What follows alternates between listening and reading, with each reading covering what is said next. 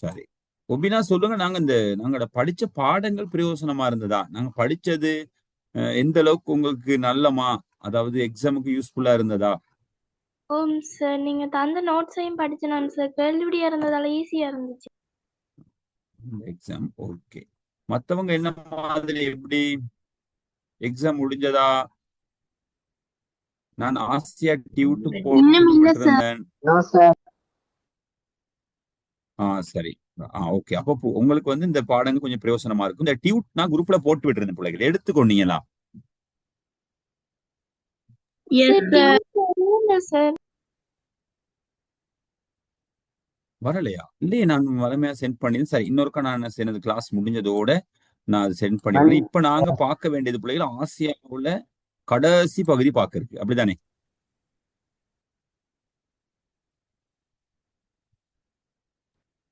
நாங்க போன கிளாஸ்ல என்ன பார்த்தோம் சொல்லுங்க பாப்போம்.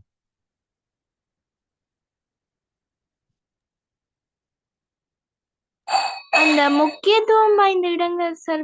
விவசாயத்திற்கு முக்கியத்துவம் வாய்ந்த இடங்கள், கைத்தொழிலுக்கு முக்கியத்துவம் வாய்ந்த இடங்கள், அந்த அதுகள முக்கியத்துவங்கள், அந்த எஸ், நாடுகளுக்கு அதெல்லாம் நாங்க முக்கியத்துவம். பார்த்து முடிச்சோம். ஆசியாவுடைய முக்கியமான பொருளாதாரத்துல முக்கியமான 3 துறைகள். உலகத்திலேயே பொருளாதாரத்துல முக்கியமான 3 துறைகள் என்னென்ன துறைகள்?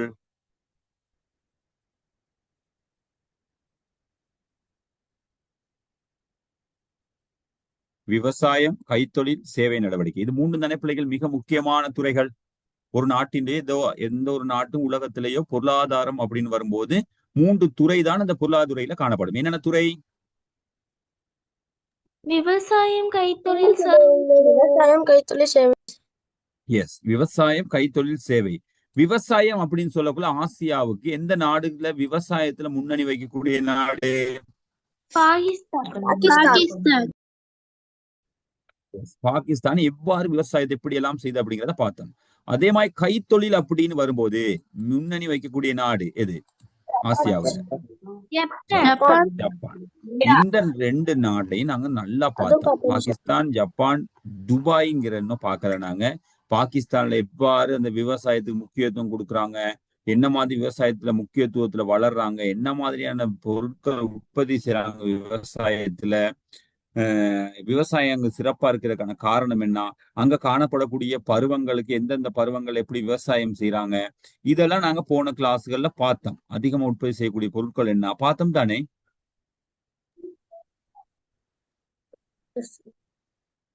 Yes sir. பார்த்தோம். அடுத்து பிரனிஷ் நாங்க பார்த்தது ஆசியாவின் கைத்தொழில் நாடு ஜப்பானின் பொருளாதார நடவடிக்கை. அப்ப கைத்தொழில் அப்படிங்கிற ஜப்பான். ஜப்பான்ல எப்படி கைத்தொழில்கள் முன்னேறி கொண்டிருக்கின்றது, கைத்தொழில் எவ்வாறு விருத்தி அடையுது, அங்க விருத்தி அடைறதுக்கான காரணங்கள் என்ன, ஜப்பான் உற்பத்தி கைத்தொழில்கள் என்னென்ன, இதெல்லாம் நாங்க போன கிளாஸ்ல பார்த்தோம் பிள்ளை. உயர்தரம், அதாவது ஜப்பான் மோட்டார் வாகனங்கள் தயாரிக்கல எப்படி தயாரிக்கின்றது, ஜப்பானின் பிரதான மோட்டார் வாகன உற்பத்தி நிறுவனங்கள், இதெல்லாம் நம்ம நாட்டுகள்ல இந்த நிறுவனங்கள் இருக்கு இல்லையா? ஜப்பான் நிறுவனங்கள் ஓம் சார். இருக்கு. இதெல்லாம் நாங்க பார்த்தோம்.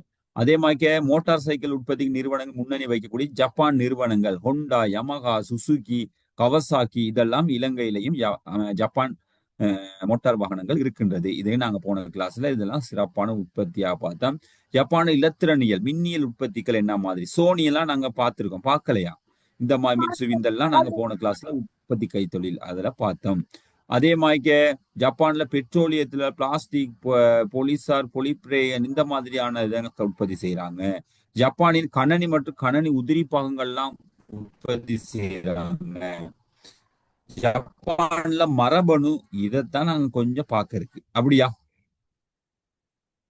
இதுக்கு முதல் பேஜ் மரபணு அடுத்த கிளாஸ்ல ஜப்பானை பத்தி இதெல்லாம் பார்த்துட்டோமே நாங்க. ஜப்பான்ல கண்ணனி எல்லாம் உற்பத்தி செய்யறாங்க சிறப்பாக. ஜப்பான்ல பொருள் குவாலிட்டியானது, இதெல்லாம் நாங்க பார்த்தோம். ஜப்பான்ல இன்னொரு வேலையும் செய்யறாங்க, மரபணு தொழில்நுட்பம் ஒன்று செய்யறாங்க. அதுவும் எதுக்குள்ள வரும்னு கேட்டா கைத்தொழில தான் வரும். சரியா பிள்ளைகள்? பாப்போமா? ஓம் சார். இப்ப நான் 2 விடையும் இதை வச்சு நீங்க கண்டுபிடிச்சிருவீங்க.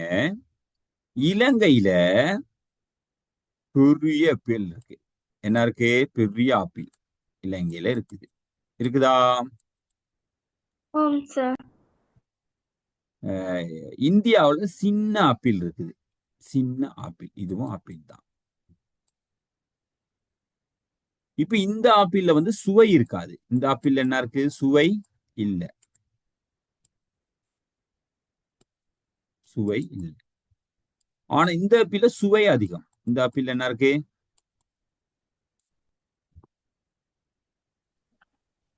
டேஸ்ட் கூட சார். இப்ப இந்த ஆப்பிளை மிக்ஸ் பண்ணி ஒரு ஆப்பிள் செய்யறாங்க. இப்ப இந்த ஆப்பிளுடைய சுவை இல்லாத ஆப்பிள், ஆனா உருவத்துல பெரிய ஆப்பிள் வந்துருச்சா? உருவத்துல பெருசு.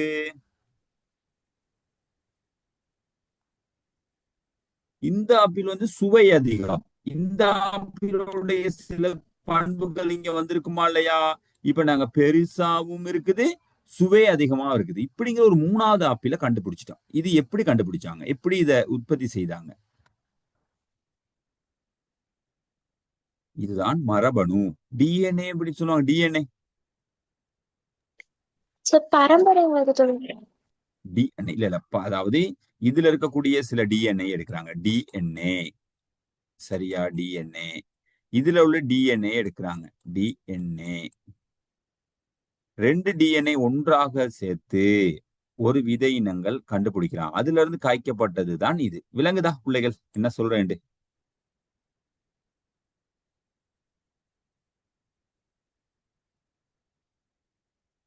இப்ப விவசாயம் அப்படின்னு சொல்றோம். விவசாயத்துல பிள்ளைகள் நீங்க பாத்தீங்கன்னா ஆரம்பத்துல ஒரு போஞ்சி தான் கண்டுபிடிச்சிருப்பீங்க. பச்சை நிறமா இருந்திருக்கும். இப்ப வகை வகையா வருதா இல்லையா? இல்லையா? கத்தரிக்காவை எடுத்துக்கொள்ளுங்க. முன்ன ஆரம்பத்துல கத்தரிப்பு கலர் அப்படிங்கிற ஒரு கலர்ல தான் கத்தரிக்காவை கண்டுபிடிச்சிருப்பீங்க. இப்ப வகை வகையா வருதா இல்லையா? ஓம் சார். வருது. நெல் முன்ன வந்து ஒரே ஒரு அரிசி வகை தான் கண்டிருப்பீங்க. பல்வேறுபட்ட வகை பேரு சொல்லக்கூடிய அரிசி வகைகள் வருதா இல்லையா? நெல்லினங்கள் வருது. அப்ப நீங்க போய் மரக்கறிகள் கடையில பார்த்தா புதுசா வகையான மரக்கறிகளை நாங்க பார்க்க முடியும். இதுக்கெல்லாம் காரணம் என்ன தெரியுமா பிள்ளைகள்? 2 வகையான ஒரே இனத்தைச் சேர்ந்த 2 வகையான பயிர்களினுடைய டிஎன்ஏ ஒன்றாக சேர்ப்பதன் ஊடாக உருவாகுவதுதான். விளங்குதா? ஓம் சார். அப்ப அது என்னன்னு கேட்டா பிள்ளைகள் டிஎன்ஏ செலுத்துறது. அதாவது இப்ப நீங்க இப்படி யோசிங்க. சில நேரம் உங்களை சொல்லுவாங்க அம்மானுடைய சாயல்ல இருக்கீங்க அப்படிம்பாங்க. இல்லாட்டி அப்பா மாதிரியான சாயல்ல இருப்பீங்கன்னு சொல்லுவாங்க. இது சொல்லுவாங்களா இல்லையா? சொல்ல மாட்டாங்களா? சொல்லுவாங்க சார். சொல்லுவாங்க. இப்ப இதுக்கான காரணம் என்ன பிள்ளை? டிஎன்ஏ தான். அப்பாவுடைய டிஎன்ஏ உங்களுக்கு இருக்கனால நீங்க அதே மாதிரி இருக்கீங்க. அம்மாவோட டிஎன்ஏ இருக்கனால அதே மாதிரி இருக்கீங்க. விளங்குதா என்ன சொல்றேன்?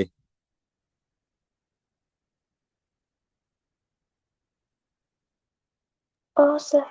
என்ன சில நேரம் அப்பாவினுடைய அப்பா நல்லா படிச்சிருந்தா அவருடைய அறிவு உங்களுக்கு வரும். அம்மாவுடைய அம்மாவோட ஹெல்த்தா வேலை செய்வாங்க அது உங்களுக்கு வரும். அப்ப இந்த மாதிரியான விடயங்கள் உங்களுக்கு பரம்பரை செலுத்தப்பட்டிருக்குமா? செல்வாக்கு இருக்குமா இருக்காதா? ஓம் சார். இது ஒரு டிஎன்ஏ தான். நீங்க யோசிச்சு பாருங்க. ஒரு படம் ஒன்று வந்தது. அந்த காலத்துல ஒருத்தர் இருந்தாராம். அவருடைய டிஎன்ஏ செலுத்தும் போது அவருடைய குணப்பண்புகள் அப்படியே வந்துச்சா இல்லையா அவருக்கு உங்களுக்கு? சரியா சார். ஒரு படம் ஒன்று இருக்க பிள்ளைகள். ஆரம்ப காலத்துல ஒருத்தர் இருந்தார். அவர் சைனாவுல வாழ்ந்தாரு. அவர் சர்க்கஸ் வித்தைகள் அதாவது கும்ப்கெல்லாம் அவர் படிச்சிருப்பாரு. அவருடைய டிஎன்ஏ அவருடைய முடிய தேடி அந்த முடியில இருக்கக்கூடிய டிஎன்ஏ எடுத்து வேறொரு நபருக்கு செலுத்தி இந்த டிஎன்ஏ ஜீன்ல வளர்க்கும் போது பிள்ளைகள் அவர் என்ன செஞ்சாரு? அவர் மாதிரியான சில பண்புகளை கொண்டாரு. சரியா? இப்ப இதெல்லாம் என்னன்னு கேட்டா டிஎன்ஏ செலுத்துவதுதான் பிள்ளை. டிஎன்ஏ தொழில்நுட்ப மரபணுங்கிறது ஒட்டுகை இல்ல, ஒட்டுமுறை வேற. சரியா? வேறதானே? மகரந்த சேர்க்கையில வண்டு போயிட்டு உற்பத்தி செய்து அது இயற்கையாக இனப்பெருக்கம் செய்வது அதெல்லாம் இல்ல பிள்ளைகள். அதெல்லாம் தாண்டி பிள்ளைகள் செயற்கையாக ஒரு ஒரு ஒரு மரத்தின் இருக்கக்கூடிய சில பண்புகளை இன்னொரு மரத்துக்கு செலுத்துவதன் ஊடாக அதுல இருக்கக்கூடிய டிஎன்ஏ பெற்றுக்கொள்ளக்கூடியது கொஞ்சம் வித்தியாசமாக இருக்கும். விளங்குதா? Good evening sir. Good evening. இப்ப நீங்க யோசிச்சு பாருங்க பிள்ளைகள். அதிகளவான பசுக்கள் மாடுகள் எல்லாம் வேற வேற நாட்டுல இருந்து இறக்குறாங்களா இல்லையா? அந்த காலத்துல இறக்குனாங்க. அந்த காலத்துல என்ன மாடுகளை இறக்குனாங்க. இப்ப நீங்க யோசிச்சு பாருங்க, இந்தியா மாட்டினம் வந்து நல்ல பால் கறக்கக்கூடிய மாடு சரியா? அப்படின்னு சொல்லி ஆரம்பத்துல இருந்து இந்தியாவில இருந்து இலங்கைக்கு அதிகமான மாட்டினங்களை அந்த காலத்துல இறக்குனாங்க. ஆனால் இப்ப என்ன செய்யறாங்கன்னா, நல்ல பால் கறக்கக்கூடிய மாட்டினுடைய டிஎன்ஏ தான் கொண்டு வராங்க. என்னத்தை கொண்டு வராங்க?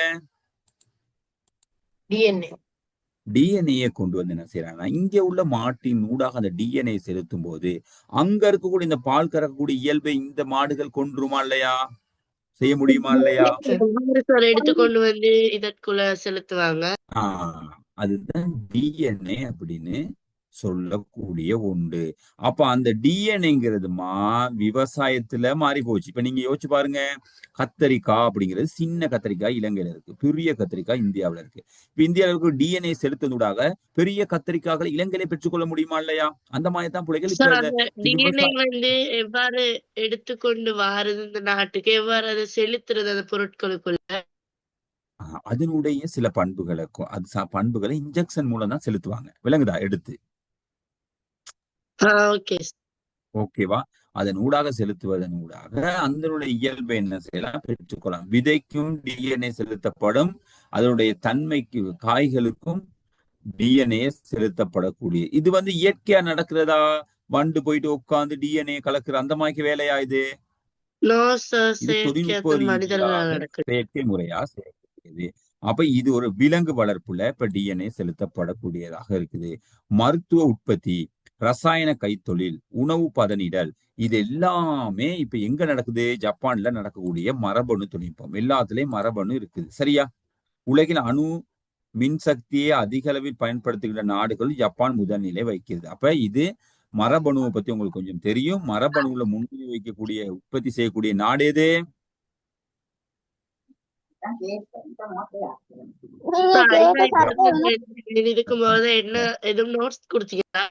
ஜப்பான் அப்படிங்கிற ஒன்றுதான். நாங்க இதெல்லாம் போன கிளாஸ்ல பார்த்ததுல இருந்து மரபணு மட்டும் கைத்தொழில ஜப்பானை பத்தி கொஞ்சம் சொன்னோம். அவ்வளவுதான். ஓகேவா? Okay sir. சார் ஐநாவது 1 மந்த் கிளாஸ் வரையில அதுக்குள்ள எல்லா ரெக்கார்டிங்ஸுமே குரூப்ல போடப்பட்டுக்கிறா? ஆமா, நீங்க அந்த எங்களோட லிங்கை டச் பண்ணி பார்த்தீங்கன்னா 2 சேனல் இருக்கு, யூடியூப் சேனல். அதுல இருக்கக்கூடிய எல்லா சேனல்லையுமே எங்களுடைய இன்னைக்கு நடக்கக்கூடிய கிளாஸ் நாங்க அடுத்தனா போட்டிருக்கோம். கொஞ்சம் எடுத்து பாருங்க. ஓகேவா? Okay sir, thank you. ஆனா இருக்குதானே அந்த யூடியூப் லிங்க் இருக்குதானே பிள்ளைங்க எல்லாத்துக்கிட்டையும்? ஆம் சார். சரி. அப்ப நீங்க அதுல கொஞ்சம் எடுத்து என்ன செய்யலாம், பார்க்கலாம். மத்த எங்க கிளாஸ் புதுசா யாரும் ஜாயின் பண்ணிருக்கீங்களா அன்னைக்கு?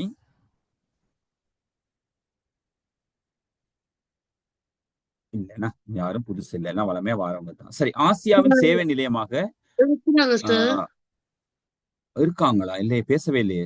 கொஞ்சம் சொல்லுங்க சார். நாங்க இன்னைக்கு புதுசா வந்திருக்கோம், ஜாயின் பண்ணிருக்கோம் சார் அப்படின்னு யாரும் இருக்கீங்களா? இல்லைண்ணா. அரபாத் எங்க கிளாஸ் புதுசா இல்லையே. ஹைனான்னு ஒருத்தவங்க இருக்கிறாங்க. ஹைனான்னு இன்னொருத்தவங்க இருக்காங்களா? ஹைனா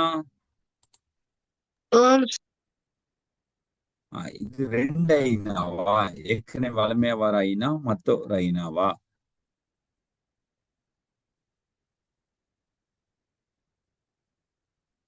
சரி, ஓகே. என்ன பேசுறீங்கல்ல? சரி பாப்பா, அடுத்து நாங்க பாடத்துக்கு போவோம். ஆசியாவின் சேவை நிலையமாக துபாய். இப்ப நாங்க பார்த்துட்டோம். விவசாயம் அப்படின்னா பாகிஸ்தான் ஆசியாவில சிறப்பா இருக்குது. கைத்தொழில்னா ஜப்பான் சிறப்பா இருக்குது. அதே மாதிரி சேவைன்னு சொன்னா ஆசியாவில் எந்த நாட்டை சொல்லுவோம் நாங்க? துபாய் தான் நாங்க என்ன செய்வோம் சொல்லுவோம் பிள்ளைகள். என்னன்னு கேட்டா பிள்ளை, சேவைன்னு என்னன்னு தெரியுமா பிள்ளைகள்? நீங்க ஒரு வைத்தியசாலைக்கு போறீங்க. அங்க போயிட்டு பிள்ளைகள் நீங்க அந்த சேவை எப்படி இருக்கும்னு கேட்டா, உங்களுக்கு அங்க இருக்க சகல விடயம் சூப்பரா நடக்கும். நீங்க போலீங்க, நிக்க தேவையில்ல, ஒன்றுமே செய்ய தேவையில்ல, சிறப்பா வாருது. அதே மாதிரி பிள்ளைகள் போஸ்ட் ஆபீஸ் போறீங்க, அங்க உள்ள சேவைகள்.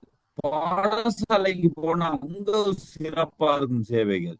எந்த நிறுவனத்துக்கு போனாலும் பிள்ளைகள் நீங்க போயிட்டு இப்ப இலங்கை போன்ற நாடுகள் எல்லாம் சேவைகள் சிறப்பா இல்லை. எங்க போனாலும் லைன்ல நிக்கணும் பிள்ளைகள், பஸ்க்கு போனா ஏறிக்கை, அந்த மாதிரி சிக்கல்கள் அதிகமா இருக்கு. ஆனா துபாயில அந்த மாதிரி எல்லாம் சும்மா அந்த மாதிரி நீட்டா நடக்கக்கூடிய சேவை. அதனாலதான் சேவை ஆசியாவில் உலகத்திலேயே உலகம்னு சொல்லக்கூடிய சேவையை சிறப்பா வழங்கக்கூடிய நாடு தான் எந்த நாடு?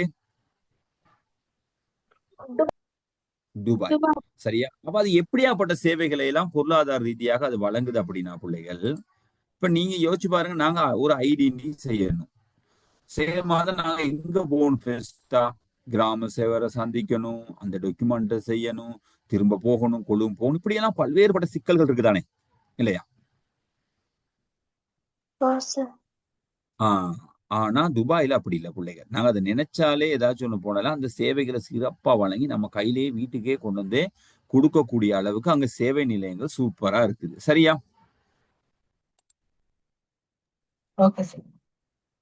சரி, அப்ப நாங்க பார்ப்போம்.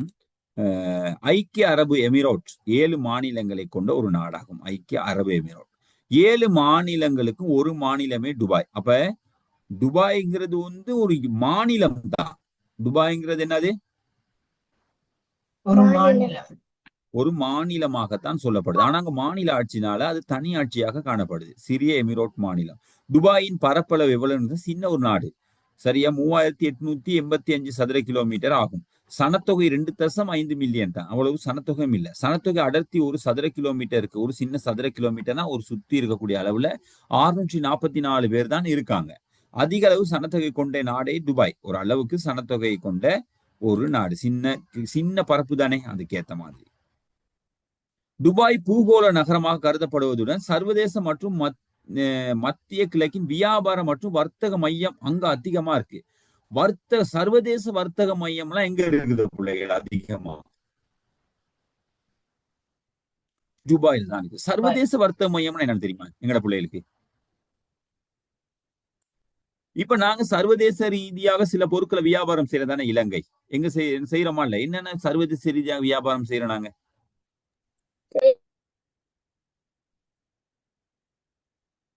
சொல்லுங்க பாப்போம். வாசனை திரவியங்கள், தேயிலை, இந்த மாதிரியான விடயங்களை நாங்க சர்வதேச ரீதியில செய்யறோம். அப்ப நாங்க நேரடியா எங்க போகணும்? சர்வதேச சந்தையில தானே பிள்ளைகள் எல்லா நாடுகளும் வருவாங்க. சர்வதேச சந்தையில தான் என்ன செய்யணும்? வியாபாரம் செய்யணும். அந்த மாதிரி சர்வதேச சந்தையின் மத்திய இடம் எங்க இருக்குது? மையம் துபாயில தான் இருக்குது. ஓகேவா? துபாயின் பொருளாதார வளர்ச்சிக்கு அடிப்படையில் அமைவது கனிய நெய் உற்பத்தி ஆகும். அங்க கனிய நெய் உற்பத்தி தான் அங்க அதிகம் பிள்ளைகள். கனிய நெய் வர்த்தகத்தினூடாக ஈடுபடும் பெருந்தொகையான பணம் அந்நாட்டின் ஏனைய துறைகளில் முதலீடு செய்யப்படுது. ஏனைய துறைகளுக்கு அதுல வரக்கூடிய லாபத்துல தான் ஏனைய துறைகளுக்கு வர்த்தகம் செய்யணும். அதிக அளவு பெட்ரோலியம் நிறைந்த நாடு. இதன் பௌதிக சூழலானது பெட்ரோலிய நாடு. சரிதானே? மசகு எண்ணெய் சுத்திகரிக்கப்படுறது. ஓகேவா ஃபர்கா? Okay sir. இதன் பௌதிக சூழலானது விவசாய நடவடிக்கைகளுக்கு பொருத்தமற்றதா காணப்படுது. இங்க வந்து அதிகமா விவசாயம் செய்யவே முடியாது. ஏன்? மணலா இருக்கும் சார்.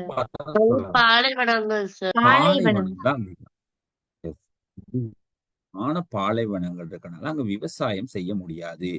சரி, துபாயில பொருளாதாரங்கிறது விவசாயம் அல்ல, பொருத்தமற்றது. அதனால அங்க சேவை மையமாக விருத்தி செய்யப்படும். அங்க ஏதோ அதிகமா கட்டிடங்கள்லாம் அமைக்கப்பட்டு சேவை மையம் தான். உங்களுக்கு நீங்க வாங்க, நீங்க தேயிலை கொண்டு வந்திருக்கீங்களா? சரி, உங்களை நாங்க அழகா அதை வியாபாரம் செய்து தர ஏனைய நாடுகளுக்கு, அந்த மாதிரியான சேவைகளை செய்யறது. விளங்குதா உங்களுக்கு? வேணைய நாடுகள் இருக்கக்கூடிய விடயங்கள்லாம் கொண்டு போயிட்டு வியாபாரம் செய்யறது, இந்த மாதிரியான சேவை வேலைகளை செய்து கொடுக்கக்கூடியதாக இருக்கும் அங்க துபாயில தான். துபாயின் பொருளாதாரத்தை அதிகளவான பெருமதியை பெற்றுக்கொள்ளும் சேவையாகும். அதிக அளவு பெருமதி வந்து சேவை தான். எப்படின்னா துபாயின் மொத்த உள்நாட்டு உற்பத்தி சேவைத்துறைக்கு பங்களிப்பு 37.2 ஆகும். அப்ப உற்பத்தியில அதிகமா பணம் கிடைக்கிறது வந்து எங்க? சேவையில தான். 37.2 ஆகும். அங்க மொத்த தொழிலாளர்களில் 33 ஆனோர் சேவைத்துறையுடன் தொடர்பட்ட தொழில்கள் தான் ஈடுபடுறாங்க. சேவைத்துறை தான் அதிகமா. பில்டிங் கட்டுறது, வாடகைக்கு விடுறது, வெளிநாட்டுல உள்ளவங்க தங்க, இந்த மாதிரி சேவைகள் எல்லாம் அங்க அதிகமா இருக்கும் பிள்ளைகள். உணவுப் பொருள்லாம் வெளிநாட்டுல இருந்து ஏற்றுமதி தான் செய்து கொள்வாங்க.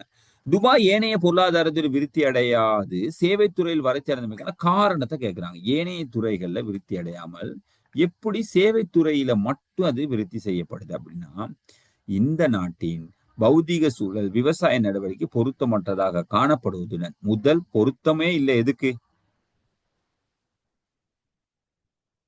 இந்த நாடு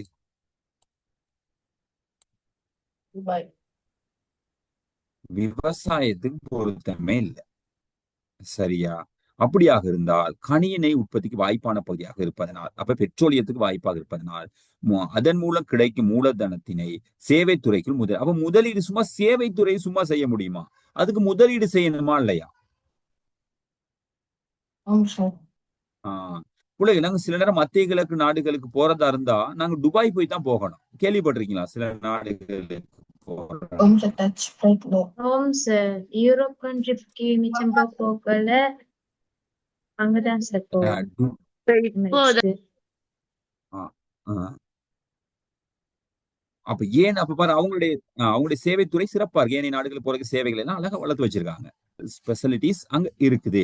அப்ப இதுக்கு அவங்க என்னத்த அந்த பணத்தை அந்த மாதிரி சேவைத்துறையை வழங்கணுமா தான் அவங்களுடைய விமானம் இருக்கணும், அதிக விமான நிலையங்கள் இருக்கணும். இதுக்கெல்லாம் எதனூடாக பணம் வருது பிள்ளைகள் அவங்களுக்கு? கனியெண்ணெய் என்னத்தினூடாக?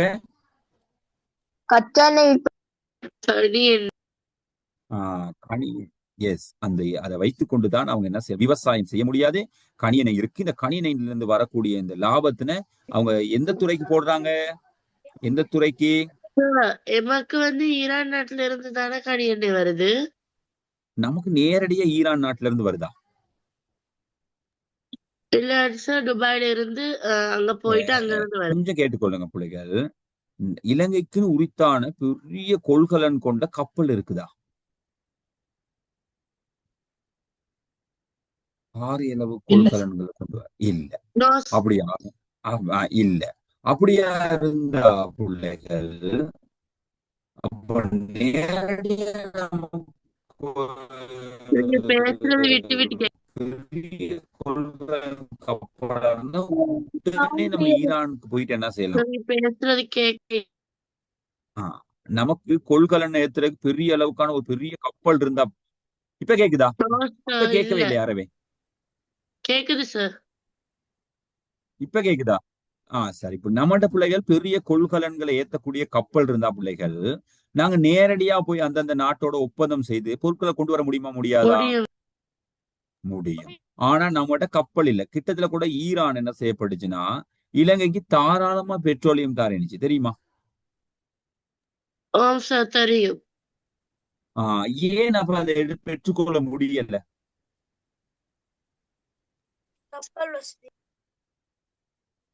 கப்பல் இல்லாத நம்மகிட்ட அந்த கப்பல்.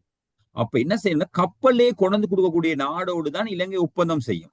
உங்க கப்பலோட கொண்டு வந்து கொடுக்க. அந்த மாதிரியான ஒப்பந்தத்துல ஏற்றுக்கொள்ளக்கூடிய ரஷ்யா பரியளவான கப்பல் வச்சிருக்கு. அவங்க என்ன செய்வாங்க? கொண்டு வந்து கொடுப்பாங்க. இன்னொன்று பிள்ளைகள், நாங்க இந்தியாவுடன் தான் ஒப்பந்தம் செய்வோம். இந்தியா தான் நமக்கு, இந்தியா சீனா போன்ற நாடுகள் தான் நமக்கு என்ன கொடுக்குது? பெட்ரோலியம் கொடுக்குது. ஆனா இந்தியா சீனா கிட்ட பெட்ரோலியம் உள்ள நாடா?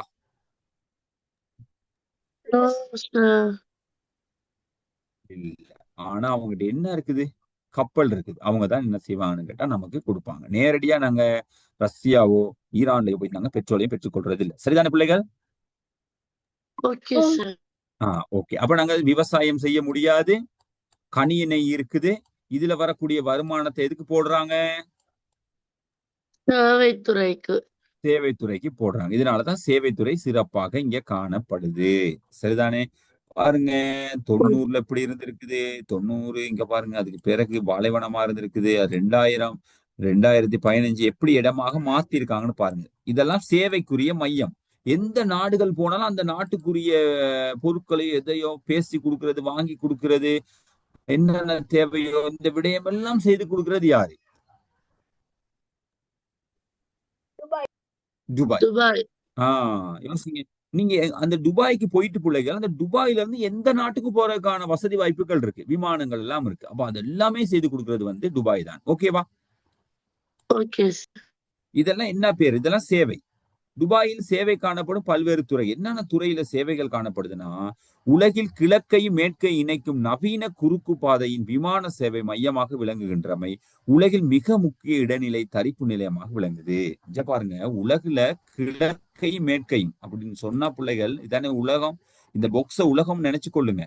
இந்த உலகத்துல பிள்ளைகள் மேற்கையும் கிழக்கையும் பிள்ளைகள் இணைக்கக்கூடிய, சரி இந்த பக்கம் இருந்து வந்தாலும் சரி, இந்த பக்கம் இருந்து வாகனம் எது வந்தாலும் சரி, விமானம் எது வந்தாலும் சரி, இணைக்கக்கூடிய மையமாக யார் விளங்குறான்?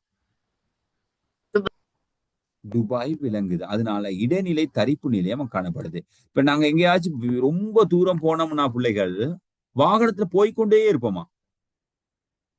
No sir. வாகனம் இடையில நிறுத்தும். நிறுத்தி என்ன செய்ய, ஒரு டீயை குடிப்போம், ஒரு கூழ் ஏதாவது வாங்கி குடிப்போம். நடக்குமா இல்லையா? நடக்கும். அந்த மாதிரியான ஒரு வேலைக்கு ஒரு தரிப்பு நிலையத்தை அமைச்சிருக்குது யாரு?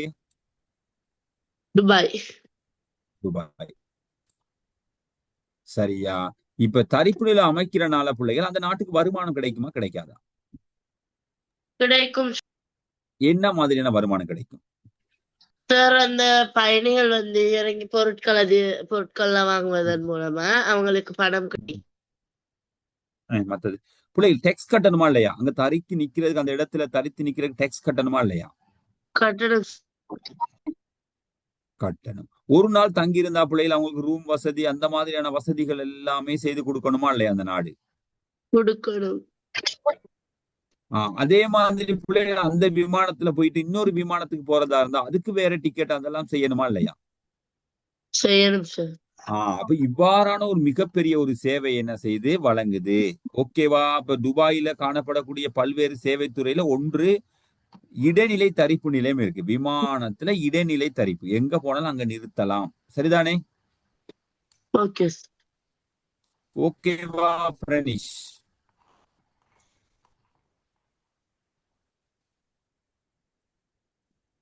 ரெண்டாவது பிள்ளைகள் சுதந்திர வர்த்தக துறைமுகமாகவும், சுதந்திரமா அங்க என்ன செய்யலாம்னு கேட்டா வர்த்தகத்தை மேற்கொள்ளலாம். துறைமுகமாகவும் மத்திய கிழக்கு மிக முக்கியமான ஏற்றுமதி மையமாக துபாயின் ஜேபில் அலி துறைமுகம் காணப்படுது. இது மிக முக்கியமான ஒரு துறைமுகம்.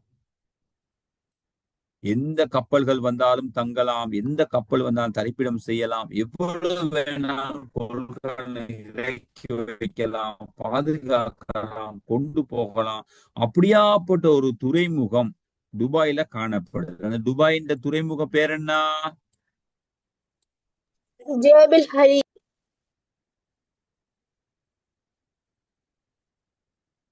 ஜேபில் அலி துறைமுகத்தை நாங்க சுதந்திர வர்த்தக துறைமுகமா பயன்படுத்த முடியுமா?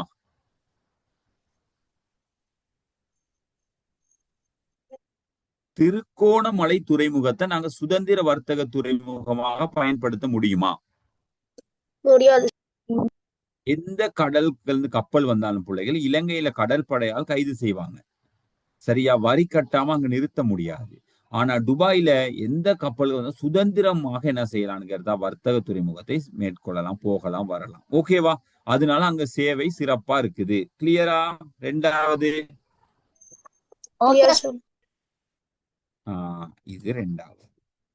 அடுத்த பிள்ளைகள் சுற்றுலா கவர்ச்சி மற்றும் சுற்றுலாசார் சேவைகளை வழங்கும் மையமாக விளங்குது. நீ மத்திய கிழக்கு நாடுகளுக்கு எல்லாம் போனா பிள்ளைகள் துபாய்க்கு போகணும் அப்படின்னு ஒரு ஆசை வருமா இல்லையா? சொல்லும் போதே துபாய்னா ஒரு நல்லம் அப்படிங்கிற மாதிரி, துபாய்னா சூப்பரா இருக்கும் அப்படின்னு நினைக்கிறதுக்கான தோணுமா இல்லையா? தோணும். அப்ப அது என்னன்னா சுற்றுலா கவர்ச்சி மற்றும் சுற்றுலாசார் சேவைகள் சிறப்பா இருக்குது பிள்ளைகளாங்க. இந்த பாருங்க, புர்ஜா கலிக்பா மிக உயரமான கட்டிடம். இது நீங்க பார்த்திருக்கீங்களா பிள்ளைகள் எங்கேயாவது இந்த மாதிரி கட்டிடம் உண்டு? மிக உயரமான கட்டிடம் பிள்ளைகள். இது இங்க போனா பிள்ளை இதை மட்டும் பார்க்க சுத்தி இருக்கக்கூடிய நைட் எல்லாம் பார்த்தா லைட்டிங் சும்மா அப்படி அழகா இருக்கும். பாக்குறதுக்கு கண் குளிரா காட்சிகள் மாதிரி இருக்கும். சரியா? அந்த மாதிரி நீட்டா இருக்கும் பிள்ளைகள். லைட்டிங் செட் இதெல்லாம் பார்க்க அப்படியா போட்டு ஒரு அழகான இடம் தான் துபாய். சரியா? சின்ன ஒரு பரப்பு. அவ புர்ஜ் கலிக்பாவைகள் சிறப்பாக இடம்பெறும். சரிதானே? டியூட்டர் போடுவே, நீங்க பார்த்து கொள்ளணும். சுற்றுலா கவர்ச்சி மற்றும் சுற்றுலாசார் சேவைகள் வழங்குது. இங்க பாருங்க, இந்த மாதிரியான எல்லா இடத்துல இருக்க பிள்ளைகள் இந்த மாதிரியான விடயங்கள் அங்க இல்ல பிள்ளைகள். சரி, ஜன் பெரிஸ் வீல் மிகப்பெரிய ராட்டினம் எங்க காண? மிகப்பெரிய ராட்டினம்னா என்ன தெரியுமா? சுத்தும் பிள்ளைகள். இந்த காணி வேலை எல்லாம் செய்வாங்க இலங்கையில. இதுல உட்காந்து இப்படியே சுத்துறது. போயிருக்கீங்களா, பாத்திருக்கீங்களா? ஓ சார். இதுல மிகப்பெரிய ராட்டினம் எங்க இருக்குன்னு கேட்டா துபாயில தான் இருக்குது. அது பேர் வந்து ஜான்பெரிஸ் வீல். ஓகேவா? ஹொபினா அயன்னா ஐனா ஓகே. சரி, ஓகே. இதெல்லாம் பார்க்கிறோம். அதே மாதிரி சுற்றுலா கவர்ச்சி மற்றும் சுற்றுலா சேவைகளை வழங்கும் மையமாக விளங்குது ராஸ் அல் கோர் வனவிலங்கு சரணாலயம். அங்கதான் காணப்படுது. இது என்ன ஃபார்மிங் தானே பிள்ளைங்க? பிளாமிங்கோ. இது வந்து இடம் நாடு பறவை. சரியா? அதிக அளவு அங்க காணப்படுது பிள்ளைங்க. ராஸ் அல் கோர் வனவிலங்கு சரணாலயம் அங்க காணப்படுது. அங்க போன சிறப்பான சேவைகளின் ஊடாக இதை பார்க்கலாம். இதெல்லாம் சிறப்பான தன்மை கொண்டது விவசாய சேவையில. சுற்றுலா கவர்ச்சி மற்றும் சுற்றுலாசார் சேவைகள் வழங்கும் மையமாக விளங்குது அல்பாகிடி கோட்டை, துபாய் மியூசியம். துபாய் மியூசியத்துக்கு எப்பயாச்சும் துபாய் போனா பிள்ளைங்க நீங்க துபாய் மியூசியம் போய் பாருங்க. சரியா? யாருக்காவது சந்தர்ப்பம் இருக்கா துபாய் போறதுக்கு? யாரும் இருக்காங்களா? அப்படி இருந்தா பிள்ளைகள் இந்த துபாய் மியூசியம் கொஞ்சம் போய் பாருங்க பிள்ளைகள். அப்படி இருக்கும், நீட்டா இருக்கும் பிள்ளைகள். சேவைகள் அந்த மாதிரியான சேவையை கொண்டதாக இருக்கும். சுற்றுலா கவர்ச்சி மற்றும் சுற்றுலாசார் சேவைகள் வழங்கும் மையமாக அதிசய தோட்டம். இப்படி தோட்டங்கள் காணப்படும் பிள்ளைகள்.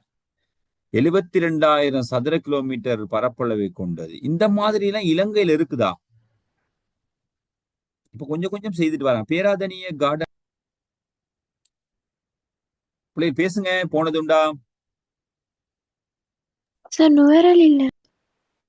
நுவல் இப்ப கொஞ்சம் கொஞ்சம் செய்ய வருது பிள்ளைகள். ஆனா இதுல சிறப்பை பெறக்கூடிய இடம் வந்து துபாய் தான். சரியா? அதிசய தோட்டம் என்று சொல்லுவாங்க. ஓகேவா? இங்க பாருங்க, சுற்றுலா கவர்ச்சி உருவாக்கப்பட்ட தீவு.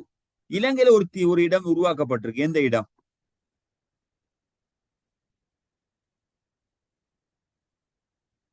இலங்கையில ஒரு இடம் உருவாக்கப்பட்டிருக்கு. எந்த இடம்?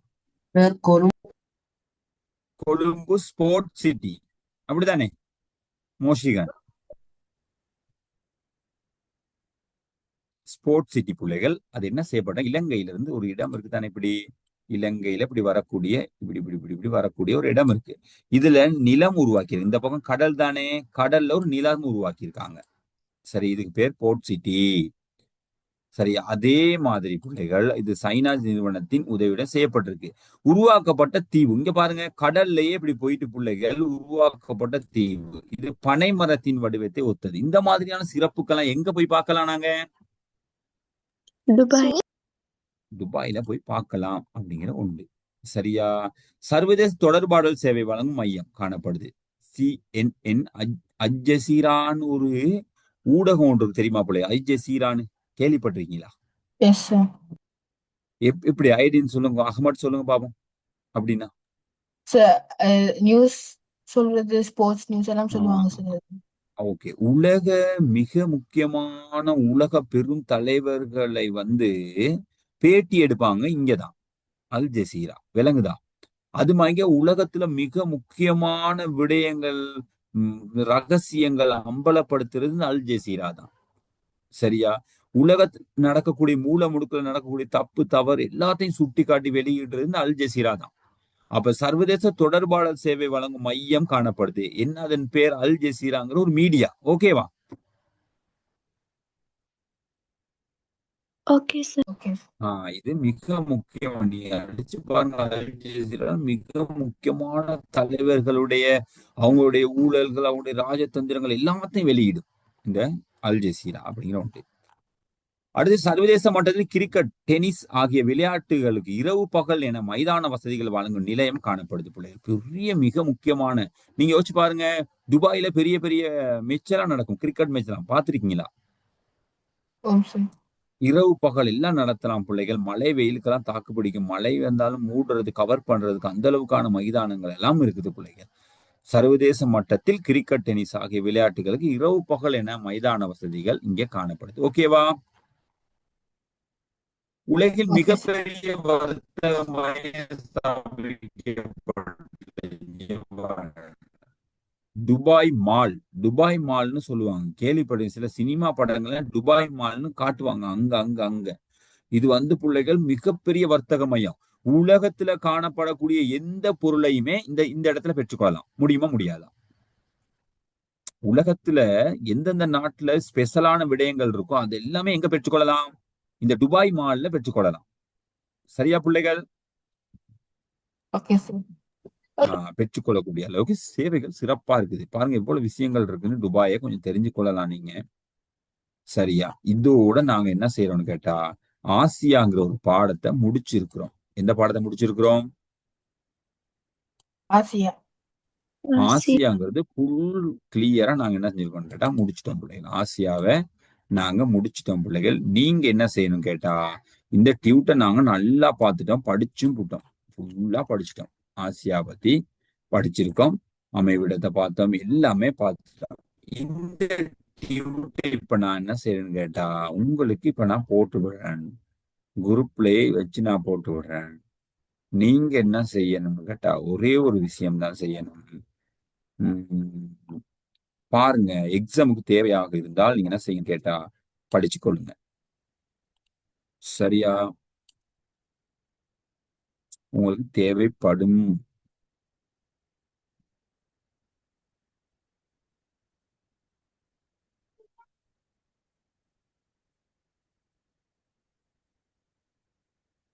நீங்க பாருங்க, அதை படிச்சு கொள்ளுங்க பிள்ளைகள், உங்களுக்கு தேவைப்படும். பாருங்க, ஒரு டியூட்டை போட்டேன் நானு.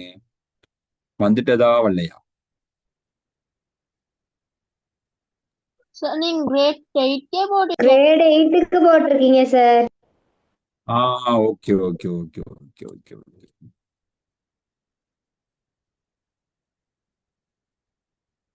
கொஞ்சம் பிள்ளைகள் எடிட் பண்ணிடுவோம்.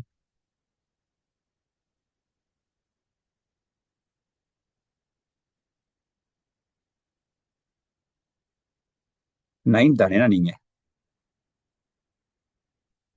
பாருங்க, படிங்க. நான் அடுத்த கிளாஸ் உங்களுக்கு என்ன வைப்பேன் நானு? யூனிட் எக்ஸாம் டேர்ம் எக்ஸாம் வந்து வைப்பேன். சரிதானே?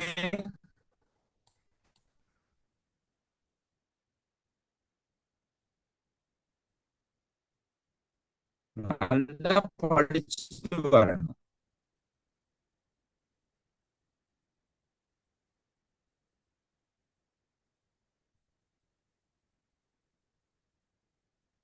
Okay sir. இப்ப வந்துட்டதா பிள்ளைகள்? No sir. குரூப்பும் போட்டேன். குரூப், மார்ச் குரூப் ரெண்டுக்கும் போட்டேன் பிள்ளைகள். நீங்க கொஞ்சம் நல்லா படிங்க. பாருங்க, நாங்க அடுத்த கிளாஸ்ல உங்களுக்கு என்ன செய்வோம்னு கேட்டா எக்ஸாம் ஒன்று செய்வோம். இப்ப நீங்க சொல்லுங்க, ஆசியாவில சரி இந்த பகுதி கொஞ்சம் டவுட் அப்படின்னு எதுவும் இருக்கா?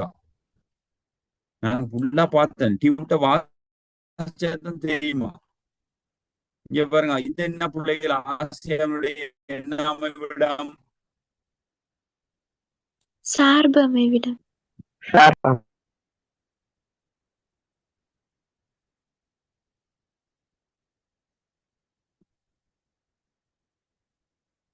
பர்கா என்ன அமைவிடம்?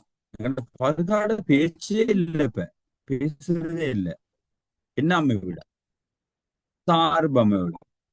ஆசியாவுடைய வடக்கு பக்கம் என்ன இருக்குது, கிழக்கு பக்கம் என்ன இருக்குது, தெற்கு பக்கம் என்ன இருக்குது, மேற்கு பக்கம் என்ன இருக்கு? இதான் சார்பு அமைவிடம். தெரியுமா பிள்ளைகள்? ஞாபகம் இருக்கா?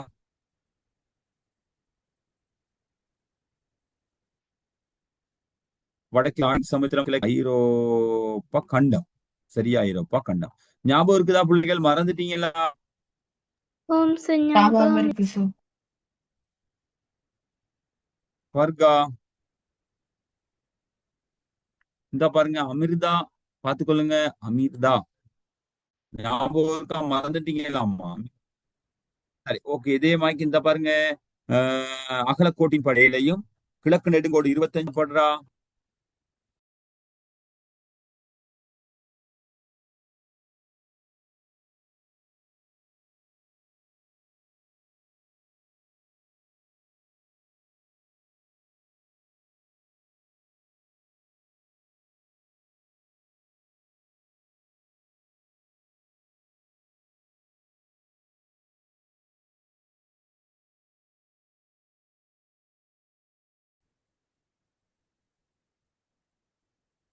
பிள்ளைகள் ஓகேவா? வந்துட்டீங்களா? கொஞ்சம் கவரேஜ் இஷ்யூ பிள்ளைகள் இன்னைக்கு. சார் நாங்க அப்ப இது என்ன அமைவிடம் பிள்ளைகள் சொல்லுங்க? தனி அமைவிடம். தனி அமைவிடம் ஞாபகம் இருக்குதா? சார் தனி அமைவிடமாக நாங்க இதை பார்த்தோம். அதே மாதிரி பிள்ளைகள்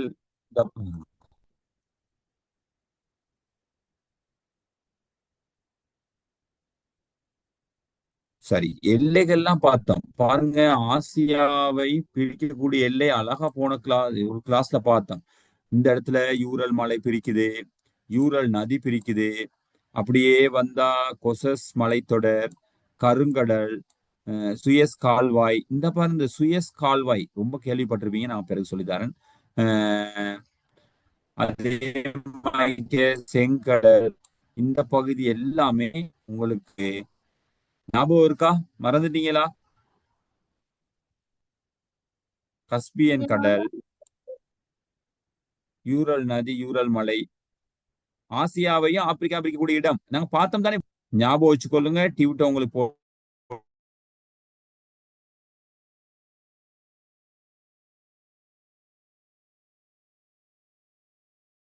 நீங்க ஞாபகம் வச்சுக்கொள்றதுதான் இருக்கு பிள்ளைகள். இந்த பாருங்க, யூரல் மலை, யூரல் நதி, கஸ்பியன் கடல், கருங்கடல், கொசஸ் கால்வாய். இது ஆசியாவில் கால்வாய். ஆப்பிரிக்கா பிரிக்கக்கூடியது. ஆசியாவும் ஐரோப்பாவும் ஒன்றாக இருக்கக்கூடிய ஒரே நிலத்திணிவுல இருக்கு. அப்படி ஒரே நிலத்திணிவு இருக்குன்னா அதுக்கு என்ன பெயர்? யுரேசியா. யூரேசியா. என்ன பெயர் பிள்ளைகள்? யுரேசியா. என்ன பெயர்? யூரேசியா. ஒபினா மஸ்மிதன் கேக்கா பேசுறது? சார் நான் பேசுறவங்களுக்கு விளங்குது இல்லையா? உங்களோட சவுண்ட் கிளியர் இல்லாம இருக்கு உங்களுக்கு. யுரேசியான்னு சொல்லுவாங்க. அப்ப இதெல்லாம் நாங்க நாடுகள் தான் பாருங்க. ஈரானுக்கு பிரச்சனை. எனக்கு கொஞ்சம் இன்னைக்கு சரியான மழை பிள்ளைகள், கொஞ்சம் கவரேஜ் இஷ்யூவா இருக்குது. கொஞ்சம் கொஞ்சம் சரி கேக்குதா? அண்டர்ஸ்டாண்ட் பண்ணிக்க முடியுதா? சார் விட்டு விட்டு வருது சார். சார் சவுண்ட் கிளியர் இல்ல. அதுதான் கொஞ்சம் கவரேஜ் பிள்ளைகள், கொஞ்சம் சரி அண்டர்ஸ்டாண்ட் பண்ணிக்கொள்ளுங்க. நான் சின்ன ரிவிஷன் ஒண்ணுதான் செய்யறேன். ஆசியா நாங்க முடிச்சுட்டோம். அடுத்த கிளாஸ் வந்து பேப்பர் கிளாஸ் தான். ஆசியா கண்டத்தில் அமைந்துள்ள நாடுகள் பார்த்தோமா? ஆசியா கண்டத்தில் அமைந்துள்ள தீவுகள் பார்த்தோம். ஜப்பான், தாய்வான், பிலிப்பைன்ஸ், இந்தோனேசியா, இலங்கை தீவுகளை பார்த்தோம். இந்த பாருங்க, அமைந்துள்ள பெரிய தீவுகள் ஜப்பான் தீவு, இந்தோனேசியா, பிலிப்பைன்ஸ், இலங்கை தீவு, தாய்வான்லாம் பெரிய தீவுகளாக நாங்க பார்க்கிறோம். ரொம்ப குட்டி தீவு என்ன? ஆசியா கண்டத்தில் அமைந்துள்ள தீவுகள். ரொம்ப சின்ன தீவு என்ன ஆசியாவுல?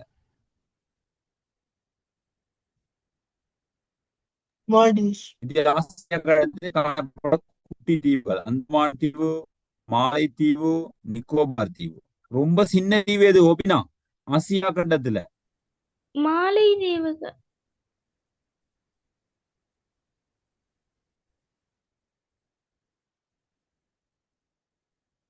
சரி, இந்த தீவுகள் எல்லாம் பாக்குறோம். சோ இன்னைக்கு நம்ம கிளாஸ் முடிப்போமா பிள்ளைகள்? கவரேஜ் கொஞ்சம் ஸ்ட்ரக் ஆகுது பிள்ளைகள். கொஞ்சம் நம்ம கிளாஸ் முடிப்போமா? நெக்ஸ்ட் கிளாஸ் பேப்பர் கிளாஸ் செய்வோமா?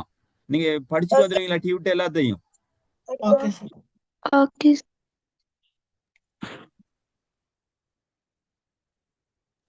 சார் படிச்சிட்டு.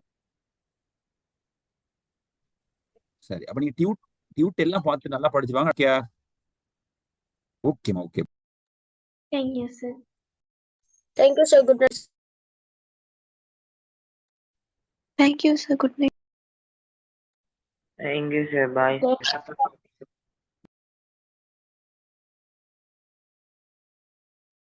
நாங்க கிளாஸ் முடிப்போம் பிள்ளைகள். கொஞ்சம் கவரேஜ் இஷ்யூவா இருக்குது. அடுத்த கிளாஸ்ல பேப்பர் கிளாஸோட ஆரம்பிப்போம்.